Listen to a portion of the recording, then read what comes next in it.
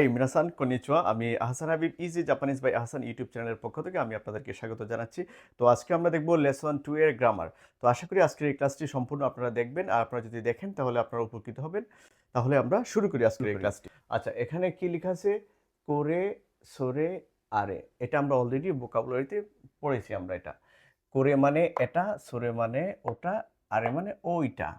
করে হলো যে ব্যক্তি কথা বলতেছে মানে বক্তার কাছের কোনো বস্তু, আর সরে হলো যার সাথে কথা বলতেছি ওই ব্যক্তির কাছের কোনো বস্তু। আরে হলো বক্তা এবং শ্রোতার থেকে দূরের কোনো বস্তুকে নির্দেশ করতেছে। আচ্ছা, এখানে একটা জিনিস লক্ষণীয় যে করে, সরে, আরে এগুলা কি বস্তু নির্দেশক শব্দ। এগুলা হলো কি নাউনের মতো কাজ করে। হ্যাঁ, এগুলা আমরা যদি ইংরেজি ভাষার সাথে তুলনা করি তাহলে প্রনাউনের মতো এগুলা কাজ করে। ঠিক আছে। আচ্ছা, তো এইগুলা বাক্যে কিভাবে ব্যবহৃত হয় আমরা এখানে একটু দেখব। আপনারা একটু দেখেন। দেখেন, আমি এখানে হেডিং দিছি হলো বস্তু নির্দেশক শব্দ, মানে এই ডেমনস্ট্রেটিভ, মানে এই করে, সরে, আরে, এগুলা সবগুলো এখানে লিখছি। দেখেন এই যে সবগুলো এখানে লিখছি। আচ্ছা, এই আরেকটা কথা বলে দিই, করে, সরে, আরে এই শব্দগুলোর পরে সব সময় কি হয়? ওয়া পার্টিকেল হয়, যে ওয়া পার্টিকেল। ঠিক আছে। তাহলে আমরা দেখি বাক্যর গঠনটা কিভাবে করে, সরে, আরে দিয়ে বাক্য গঠন করব। ঠিক আছে। আচ্ছা, দেখেন এখানে কি লিখছি? করে, করে এই যেটা হলো বস্তু নির্দেশক শব্দ। তাহলে করে মানে এটা, আর আমরা একটু আগে কি বললাম, করের পর সাধারণত ওয়া হয়, করে, ওয়া। আচ্ছা, এখানে একটা নাউন লিখছি, যে নাউন মানে কি নামবাচক শব্দ। কাঁচা, কাঁচা মানে ছাতা। তারপরে আমরা যে লেসন ওয়ানে কি শিখছি? পজিটিভ বাক্যের ক্ষেত্রে, হাবুডাবু বাক্যের ক্ষেত্রে দেশ দিয়ে বাক্য শেষ হয়। এই যে দেশ দিয়ে বাক্য এখানে শেষ করছি। তাহলে কি? করে, ওয়া, কাঁচা, দেশ। এটা ছাতা, এই যে এটা ছাতা। ঠিক আছে। আচ্ছা, তারপর সরে, সরে মানে ওইটা, কারণ ওইটা দিয়ে আমরা একটা বাক্য গঠন করি। সরে, তারপর যে ওয়া, সরে, ওয়া, কাবান, কাবান মানে ব্যাগ। সরে, ওয়া, কাবান, দেশ। কি? এটা হলো একটি ব্যাগ। সরে, ওয়া, কাবান, দেশ। আচ্ছা, তারপরে কি আছে? আরে, আরে দিয়ে আমরা একটা বাক্য গঠন করি। আরে, ওয়া, জিশো মানে ডিকশনারি, দেশ। ঠিক আছে, মানে এটা হলো একটা ডিকশনারি। আর আমরা এই লেসন ওয়ানে কি শিখেছিলাম? যদি আমরা বাক্যের শেষে যদি দেশের সাথে কা যোগ করি তাহলে এটা প্রশ্নবোধক, মানে প্রশ্নবোধক বাক্য হয়ে যাবে। হ্যাঁ, তাহলে আরে, ওয়া, যিশু, দেশ, এটা হলো হাবোধক, কি মানে অ্যাসার্টিভ বাক্য। হ্যাঁ, আর যদি কা লাগিয়ে দেয় তাহলে সেটা হয়ে যাবে প্রশ্নবোধক বাক্য, যে আরে, ওয়া, যিশু, দেশ কা, মানে এটা কি ডিকশনারি। তখন সে কি আপনি উত্তরে বলতে পারেন যে হাই যিশু, দেশ। ঠিক আছে। আচ্ছা, তারপরে একটা দেখি আমরা এখানে লিখছি করে, মানে এটা করে, ওয়া, যিশু, কি লিখছে এখানে? যা আরিমাসেন, মানে যেহেতু আমরা এখানে প্রশ্ন করছি যে আরে, ওয়া, যিশু, দেশ কা, মানে ওইটা কি ডিকশনারি, তাহলে কি আমি দুইভাবে উত্তর দিতে পারি, যে হাই যিশু, দেশ মানে পজিটিভ। আর যদি নেগেটিভ ভাবে দেই তাহলে কি? করে, ওয়া, যিশু, যা আরিমাসেন। এই যা আরিমাসেন মানে হলো একটা নাউনকে নেগেটিভ করতে যা আরিমাসেন ব্যবহৃত। এই যে যিশুটা হলো একটা নাউন, আর নাউনের সাথে কি যা আরিমাসেন হলো এই নাউনটা না, মানে যিশু না। হ্যাঁ, মানে ডিকশনারি না। এখানে আমি দুনিয়ার যত ধরনের নাউন আছে এখানে যদি দেই, তারপরে যদি আমি যা আরিমাসেন অ্যাড করি তাহলে কি মানে ওই নাউনটা না। ঠিক আছে। এই ছিল করে, সরে, আরের কি সংক্ষিপ্ত একটা আলোচনা। আশা করি আপনাদের করে, সরে, আরে নিয়ে আর সমস্যা থাকবে না। আচ্ছা, আরেকটা কথা এখানে বলি, করে, সরে, আরে এগুলো হলো বস্তুকে নির্দেশ করে, বাট এগুলো প্রাণীকে নির্দেশ করবে না। ঠিক আছে, প্রাণীকে এগুলো নির্দেশ করবে না। আর এগুলোর পরে অলওয়েজ কি হবে? ওয়া পার্টিকেল হয়। করে, ওয়া, এই যে করে, ওয়া, সরে, ওয়া, আরে, ওয়া। এখন আমরা যেই বাক্যই তৈরি করি না কেন, পজিটিভ বাক্য, নেগেটিভ বাক্য, প্রশ্নবোধক বাক্য, যেই বাক্যই তৈরি করি না কেন, করে বস্তুকে নির্দেশ করবে, করে, সরে, আরে, আর এগুলোর পরে সাধারণত ওয়া পার্টিকেলটা হবে। ঠিক আছে। যাই হোক, তাহলে আমরা পরের বিষয়টা দেখি। পরে 2 নম্বর রুলসে কি আছে? এখানে লেখা আছে কোনো, সোনো, আনো। হ্যাঁ, এটা অলরেডি আমরা ভোকাবুলারিতে পড়েছি, যে কোনো মানে এটা, সোনো মানে ওটা, আনো মানে ওইটা, মানে দূরের কোনো ব্যক্তি বা বস্তু। আচ্ছা, তাহলে কোনো, সোনো, আনো, হ্যাঁ, এগুলার পরে অলওয়েজ একটা কি হবে? নাউন হবে, মানে নামবাচক একটা শব্দ হবে। ঠিক আছে। এটা ব্যক্তিও হতে পারে, বস্তুর নামও হতে পারে। ঠিক আছে। আচ্ছা, এই যে এখানে লিখে দিয়েছি এগুলোর পরে সবসময় নাউন হবে, এবং কি এগুলো ব্যক্তি বস্তু উভয়কেই নির্দেশ করবে। আচ্ছা, তাহলে কিভাবে নির্দেশ করবে আমরা একটু উদাহরণ দেখি, তাহলে আমরা বুঝবো বিষয়টা। এখানে যে কোনো হুন মানে এই যে কোনো, তারপর একটা নাউন হুন, বই, ওয়া, ওয়াতাশি, ওয়াতাশি মানে আমি, নো দেশ, হ্যাঁ? কোনো হুন ওয়া ওয়াতাশি নো দেশ। আচ্ছা, এখানে আমি বলি আমরা লেসন 1 এ পড়ছিলাম যে দুইটা নাউনের মাঝখানে ন পার্টিকেল হয় তাকে সংযুক্ত করার জন্য, হ্যাঁ? আর এই ন পার্টিকেলটার অর্থ হলো র বা এর। আচ্ছা, তাহলে আমরা বাক্যের অর্থটা একটু মিলাই, তাহলে আমরা জিনিসটা বুঝবো। কোনো হুন মানে এই বই, এই যে কোনো, তারপর নাউন কোনো হুন। আমার মূল বিষয় কিন্তু এটা, এই যে মূল বিষয় আমার এই যেটা, মানে কোনো শূন্য আনোর পরে একটা নাউন হয়, কোনো হুন, তারপরে ওয়া পার্টিকেল, কোনো হুন ওয়া, ওয়াতাশি, এই যে এই পরের যে অংশ, এটা বাক্যকে সম্পূর্ণ করার জন্য আমি নিয়ে আসছি এখানে। এটা লেসন 1 এ অলরেডি আমরা এটা পড়েছি, হ্যাঁ? দুইটা নাউন, যে নাউন 1, তারপর এখানে থাকবে একটা নাউন 2, ঠিক আছে? এই যে দেশ, এটাও একটা নাউন, এখানে অন্য কিছু হতে পারে, ঠিক আছে? আচ্ছা, যেহেতু আমরা এখানে প্রাথমিক লেভেলে, আমি প্রাথমিকভাবে আলোচনা করতেছি আপনাদের সাথে, হ্যাঁ? আচ্ছা, তাহলে ওয়াতাশি নো দেশ। আচ্ছা, তাহলে কোনো হুন ওয়া ওয়াতাশি নো দেশ মানে এই কোনো মানে এই বইটা কি, অতাশি মানে আমি, ন মানে রবা এর, দেশ মানে এটা, এই বইটি আমার, ঠিক আছে? তারপরে দেখি পরেরটা, শোনো। শোনো কি, শোনোর পরে এই যে নাউন দিছি কাবান, শোনো কাবান মানে কি ওই ব্যক্তি, তারপর ওয়া পার্টিকেল, কামাল সান, কামাল সান, ন মানে রবা এর, কামাল সান এর, দেশ দিয়ে আমি বাক্য শেষ করছি। তাহলে কি মানে ওই ব্যক্তি কামাল সানের, ঠিক আছে? আচ্ছা, তারপরে এই তো গেল কোনো শূন্য দিয়ে, আনো দিয়ে আমরা চাইলে কি একটা কোয়েশনও মেক করতে পারি, ঠিক আছে? আর একটু আগে আমি কি বলছি যে এইগুলোর পরে একটি নাউন হবে, ওই নাউনটি কি ব্যক্তি, বস্তু, যে কোনো কিছু হতে পারে, হ্যাঁ? ব্যক্তি হতে পারে, বস্তু হতে পারে। তাহলে এইগুলা ছিল বস্তু দিয়ে, হ্যাঁ? যে সোনার পরে ব্যাগ, এটা একটা বস্তু, কোনোর পরে হন, এটা একটা বস্তু। এখন আমি একটা ব্যক্তি দিয়ে, যেমন আনহিত, আনহিত মানে ব্যক্তি, পার্সন, আনহিত মানে ওই ব্যক্তি বা ওই পার্সন, ওয়া দৌনাতা, দৌনাতা মানে কে, হ্যাঁ? এটা হলো, আর এটা বলে দাঁড়ে, এটা আমরা লেসন 1 এ অলরেডি ভোকাবুলারিতে পড়ছি, হ্যাঁ? আনহিত ওয়া দোনাতা দেশ কা, কেন এটা আমি কাকে হওয়ার কারণে এটা প্রশ্নবোধক বাক্য হয়েছে। আনহিত ওয়া দোনাতা দেশ কা মানে ওই ব্যক্তি কে, ঠিক আছে? এখন আমি যদি বলি ওই ব্যক্তি মিরাসান, তাহলে কি বলবো যে আনহিত ওয়া মিরাসান দেশ। এই ছিল কোনো শূন্য একটা প্রাথমিক আলোচনা। আশা করি এগুলো বুঝতে পেরেছেন। আমরা এখন পরবর্তী অংশে চলে যাব, ঠিক আছে? আচ্ছা, যাই হোক, তাহলে 3 নাম্বার হচ্ছে কি আছে, সো দেশ মানে তাই, যার বাংলা অর্থ তাই। এটা কোন তাই, মানে যখন কেউ যখন কোনো কোয়েশ্চেন করবে এবং ওই কোয়েশ্চেনের উত্তর বা ওই প্রশ্নের উত্তর যদি এক কথায় দেওয়া যায়, তখন আমরা তাই বা সম্মতি প্রকাশার্থে হাই সো দেশ এভাবে দিতে পারবো, ঠিক আছে?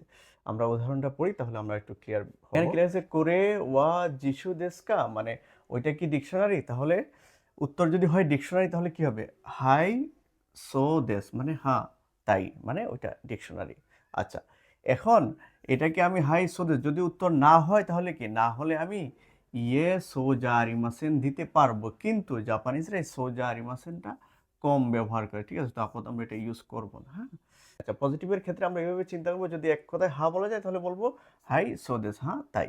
আচ্ছা, তার পরের বাক্যটা আমরা দেখি, কি লিখছে এখানে, সোরে ওয়া কামাল সান নো দেশকা মানে এটা কি কামাল সানের?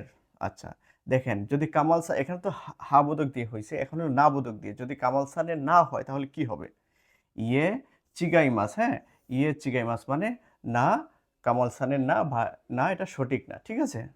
আচ্ছা, এখানে আমি ইয়ে সো জারিমাসেন কি দিতে পারতাম, কিন্তু আমার এই সো জারিমাসেন থেকে চিগাইমাসটা কি বেশি অ্যাপ্রোপ্রিয়েট, আর এটাই আমরা সবসময় ব্যবহার করব, ঠিক আছে? আচ্ছা, এখানে কি বলছে, আরে ওয়া সাপু পেন্সিল দেশকা মানে ওইটা কি মেকানিক্যাল পেন্সিল? তাহলে উত্তরে কি বলছে, ইয়ে বড় পেন দেশ মানে না বল পেন দেশ। আচ্ছা, মানে এখানে আমরা কি বুঝলাম, মানে আমরা যদি আমাদের কোয়েশ্চেনের উপর ডিপেন্ড করে আমি উত্তর কি দিব, মানে 3 ভাবে আমি এখানে বলতে পারবো, হ্যাঁ? যেমন যদি উত্তর যদি পজিটিভ হয় তাহলে হাই সো দেশ, হ্যাঁ তাই। আর যদি নেগেটিভ হয় তাহলে কি ইয়ে চিগাইমাস, এটা সবচেয়ে কি বেশি ব্যবহৃত হয় না বোধকের ক্ষেত্রে, ইয়ে চিগাইমাস। আবার চাইলে আমরা ইয়ে সো জারিমাসেন এটাও ব্যবহার করতে পারবো।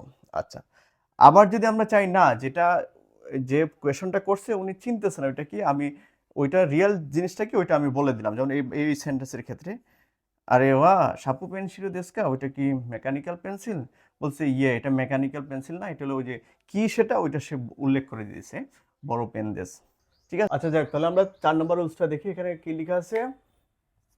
কা, তারপর আবার কা, মানে একটি বাক্যের মধ্যে কি 2 বা ততোধিক কোনো কিছু নিয়ে যদি আমার কনফিউজ থাকে বা ধোঁয়াশা থাকে, তখন আমি কি এই কা কা দিয়ে কি আমি কোয়েশন করতে পারবো, আমি কি সঠিকটা জানার জন্য, হ্যাঁ? আচ্ছা, তাহলে আমরা উদাহরণটা দেখি কনফিউজটা কিরকম। আচ্ছা, এই দেখেন এখানে কি লেখা আছে? করে ওয়া কিউ, মানে 9 কে বলে কিউ, কিউ দেস্কা, অথবা এটা 7 কে কি বলে? নানা, নানা দেস্কা। তো বিষয়টা এরকম, ধরুন এক জায়গায় লেখা আছে 9 লেখা আছে, এটা 9 এর মতো বোঝা যাচ্ছে, আবার কি 7 এর মতো বোঝা যাচ্ছে, ঠিক আছে? তখন আমি কি এই বিষয় নিয়ে আমার এটা ধোঁয়াশা বা আমার একটা কনফিউজ আমার ভিতরে, তখন আমি কি এই রুলসটা অ্যাপ্লাই করে কোয়েশ্চন মেক করতে পারবো। করে ওয়া কিউ দেস্কা, নানা দেস্কা, মানে এটা কি 9 না 7, ঠিক আছে? এখন যদি সেটা যদি কি 9 হয়, তাহলে বলবে কি কিউ দেস, হ্যাঁ। আচ্ছা, তাহলে আমি 9 আর 7 এর মধ্যে আমার কি একটা কনফিউজ আছে, ধোঁয়াশা আছে, এজন্য আমি কোয়েশ্চেন করছি কোরেওয়া কিউ দেস্কা ও নানা দেস্কা, হ্যাঁ। এটা হলো কিউ দেস, ওকে। আচ্ছা, আমরা একটু অন্যভাবে একটা উদাহরণ দেখি। এখানে কি লেখা আছে?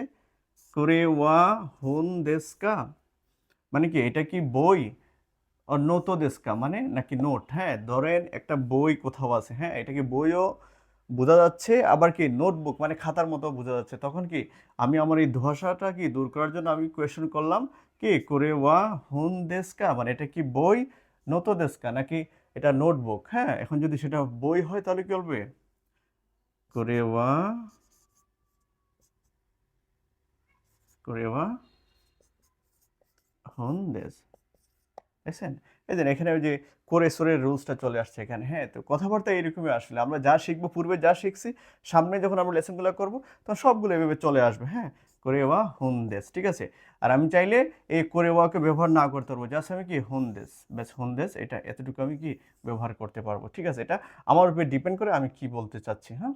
আচ্ছা, তাহলে এই তো গেলো 4 নাম্বার। আমরা পরের রুলসটা একটু দেখি, 5 নম্বর রুলসটা দেখি। 5 নম্বর রুলসে কি বলছে? নাউন ওয়ান ন নাউন টু, মানে এই ন পার্টিকেলটা দুইটা নাউনকে সংযোগ করে বা কানেক্ট করে, ঠিক আছে? তাহলে এটা কি প্রথম নাউনটি দ্বিতীয় নাউনটিকে মডিফাই করে, মানে এই নাউনটি এই নাউনটিকে মডিফাই করে, ঠিক আছে?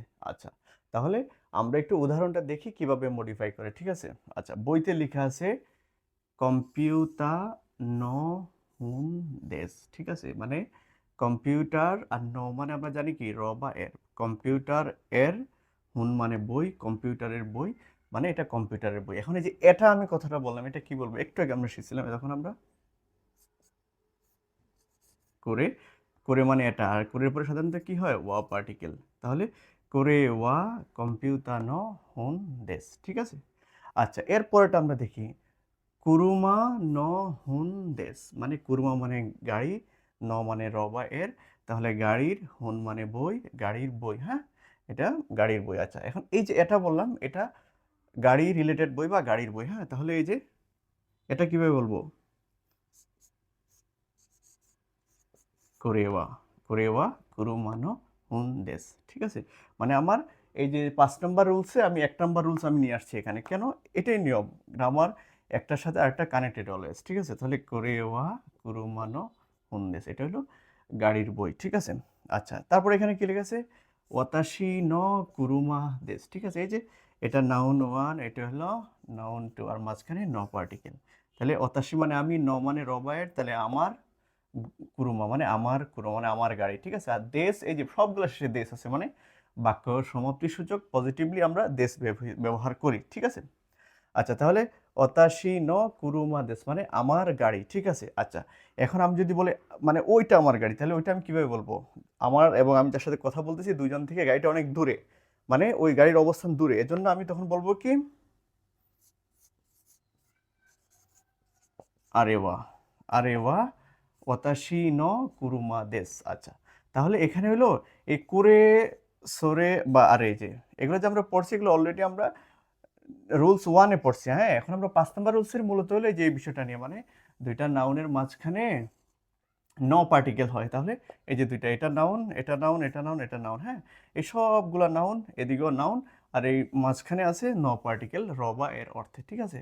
মানে এই নাউনটা এই নাউনকে মডিফাই করতেছে, ঠিক আছে? তো এই ছিল দুইটা নাউনের মাঝখানে নো পার্টিকেল বসলে এটা কিভাবে ব্যবহৃত হয় আমরা এখন দেখলাম, ঠিক আছে? আমরা এখন পরের ধাপে একটু যাব, ঠিক আছে? আচ্ছা, তাহলে আমরা একটু 6 নম্বর রুলসটা একটু দেখি। এখানে কি লেখা আছে? ন, মানে ন এর ব্যবহারটা, হ্যাঁ? বাক্যের মধ্যে যখন নাউন থাকবে এবং ওই নাউনকে উজ্জ্ব রেখে কি ওই নাউনের পরিবর্তে আমি ন পার্টিকেলটা লিখতে পারি, এবং অবশ্যই লিখতে পারবো তখনই যখন কি সেটা বস্তুর ক্ষেত্রে হবে, ঠিক আছে? এগুলো ন এর ব্যবহার। এখানে বললে একটু হিজিবিজি লাগবে, আমরা একটু উদাহরণটা দেখি, ঠিক আছে? এখানে লেখা আছে আরে ওয়া দারে ন কাবান দেস্কা, মানে আরে মানে ওটা, দারে মানে কে, আর ন মানে রবায়ের, তাহলে কার, হ্যাঁ? তার মানে ওই ব্যক্তি কার, ঠিক আছে? আচ্ছা, এখন কি বলছে? সাতো সান ন দেশ। আচ্ছা, এখন এই রুলসের আমার মূল কাহিনী এই যে ন কে নিয়ে, বুঝছেন? এই ব্যাগটা সাতো সানের হোক আর যারই হোক আমার দেখার বিষয় না। বিষয়টা হলো এখানে ন, এখন আমি লিখছি কি সাতো সান ন দেশ, মানে সাতো সানের, হ্যাঁ? নয়ের অর্থ জানি আমরা রবায়ের, কিন্তু আমরা এই কথা লিখি নাই যে এখানে কিন্তু ব্যাগ নিয়ে কথা হয়েছে, ঠিক আছে? এই ব্যাগ নিয়ে মানে ব্যাগটা কার, ঠিক আছে? কিন্তু এই ব্যাগটা এখানে উল্লেখ নাই। কাবান মানে এই ব্যাগটাকে উজ্জ্ব রেখেছে, মানে অমিট করছে। এই ব্যাগের পরিবর্তে আমি এই নটাকে দিছি এখানে, আর এই নটা এই ব্যাগটাকে রিপ্রেজেন্ট করতেছে, ঠিক আছে? আর এটা সাধারণত বস্তুর ক্ষেত্রে হয়। এখানে ব্যাগ যেহেতু আমি ন পার্টিকেলটা ইউজ করতে পারবো, কিন্তু প্রাণীর ক্ষেত্রে বা মানুষের ক্ষেত্রে আমরা সেটা পারবো না, ঠিক আছে? আচ্ছা, এখানে দেখেন কি বলছে? মিরাসান ওয়া আইএমসি ন শাহিন দেশকা, মানে মিরাসান কি আইএমসি মানে একটা কোম্পানির, আইএমসি ন ওই কোম্পানির কি, শাহিন দেশকা ওই কোম্পানির কি কর্মচারী? এখন দেখেন উত্তর কি বলছে? হাই আইএমসি ন শাইন দেশ, ঠিক আছে? কিন্তু আমি যদি এই যে এইভাবে বলি হাই আইএমসি নো দেশ, মানে কি হবে না, এটা ক্রস দেওয়া, ঠিক আছে? এটা অলরেডি বইতেও দেওয়া আছে, মানে আইএমসি নো শাইন। এই যে মূল সমস্যাটা হলো এখানে, এই যে শাইন, শাইন মানে কর্মকর্তা বা কর্মচারী, কোনো বস্তু শাইন হতে পারে না, ঠিক আছে? অবশ্যই সে মানুষ। আর মানুষের ক্ষেত্রে আমরা কি তখন আমি এই যে সম্পূর্ণটা বলতে হবে, কিন্তু আমি যদি বস্তুর মতো ন রিপ্লেস করে দেই তাহলে হবে না, ঠিক আছে? আচ্ছা, মানে মূল বিষয়টা হচ্ছে এরকম, মানে ন পার্টিকেলটা আমি নাউনকে রিপ্লেস করতে পারবো, ঠিক আছে? এই রিপ্লেস করতে পারবো, আবার কি অবশ্যই নাউনটা বস্তু হতে হবে, কিন্তু মানুষের ক্ষেত্রে, প্রাণীর ক্ষেত্রে আমরা সেটা পারবো না, ঠিক আছে? তো এটাই এখানে আলোচনা করা হয়েছে, ঠিক আছে? আচ্ছা, যাই হোক, তাহলে আমরা একদম শেষ পর্যায়ে চলে এসেছি।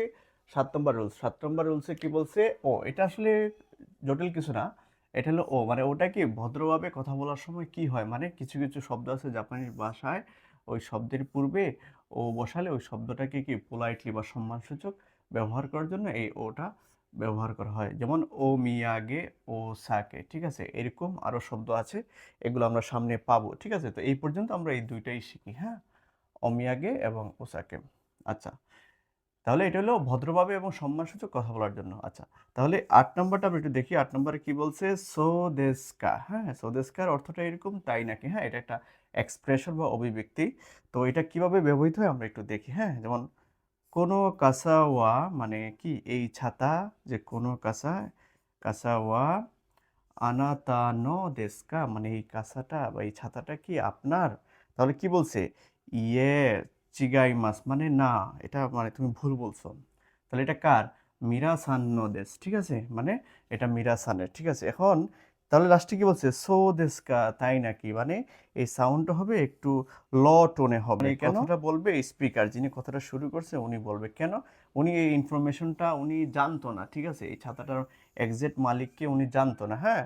পরে উনি জানছে যে এটা মিরাসানের। তো এজন্য উনি একটু নতুন ইনফরমেশন ওনার জন্য, নতুন তথ্য, এজন্য একটু ল টোনে উনি সো দেস্কা, তাই নাকি, বা বুঝতে পেরেছি, এই টাইপের কথাটা উনি বলবে, ঠিক আছে? তো এটা একটা এক্সপ্রেশন, মানে এটা হলো তাই নাকি, এই অর্থে আমরা ব্যবহার করতে পারবো। তাহলে ক্লাসটি আজকে এই পর্যন্তই। আশা করি আজকে ক্লাসটি আপনাদের ভালো লেগেছে। যদি ভালো লেগে থাকে তাহলে ক্লাসটি লাইক দিবেন, এবং যারা জাপানিজ ভাষা শিখছে তাদের সাথে এই ক্লাসটি শেয়ার করবেন, আর চ্যানেলটিকে সাবস্ক্রাইব করে রাখবেন, কারণ আমি এই চ্যানেলে প্রতিনিয়ত এবং নিয়মিত আমি এখানে জাপানিজ ভাষা সম্পর্কে N5 N4 কাঞ্জি সব কিছু সম্পর্কে আমি ডে বাই ডে সব কিছু এখানে আপলোড করব।